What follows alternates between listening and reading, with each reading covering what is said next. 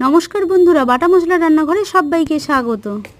বন্ধুরা, আজ আমার দুপুরে অনেক কিছু মেনু ছিল, কিন্তু আমি সব মেনুগুলো আপনাদের সঙ্গে শেয়ার করতে পারলাম না। যে মেনুগুলো শেয়ার করতে পারলাম না সেটা আমি অন্য কোনো দিন আবারও আপনাদের সঙ্গে শেয়ার করব। আমি বিউলির ডাল আগের দিন রাতে ভিজিয়ে রেখেছিলাম, পরের দিন জল ঝরিয়ে একটা কাঁচা লঙ্কা দিয়ে পেস্ট করে নিয়ে পরিমাণ মতো নুন দিয়ে ফেটিয়ে নিয়েছি।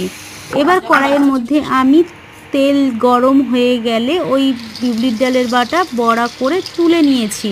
আর এদিকে শিলপাটায় বাটা কাঁচা লঙ্কা আর সর্ষে বেটে তুলে নিয়েছি। কড়াইতে কালো জিরে ফোড়ন দিয়ে সর্ষের খাঁটিগুলো বের করে জল দিয়ে পরিমাণ মতো নুন আর হলুদ কয়েকটা কাঁচা লঙ্কা দিয়ে ঝোল ফুটে উঠলেই ভাজা বড়াগুলো দিয়ে এবারে আমি নামিয়ে নিয়েছি।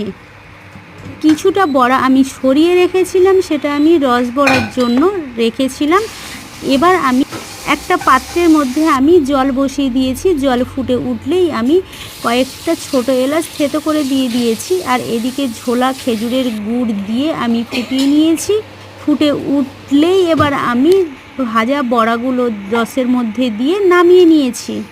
এদিকে কড়াইয়ের মধ্যে সরষের তেল দিয়ে দিয়েছি। ফোড়নের জন্য দিয়ে দিয়েছি কালো জিরে কেটে রাখা একটা টমেটো কুচি, কয়েকটা কাঁচা লঙ্কা কুচি আর দুটো পেঁয়াজ কুচি দিয়ে ভালো করে ভেজে নাড়িয়ে চাড়িয়ে আগের থেকে সেদ্ধ করে রাখা আলু দিয়ে ভালো করে নাড়িয়ে চাড়িয়ে পরিমাণ মতো নুন দিয়ে নাড়িয়ে চাড়িয়ে এবারও আমি নামিয়ে নিয়েছি।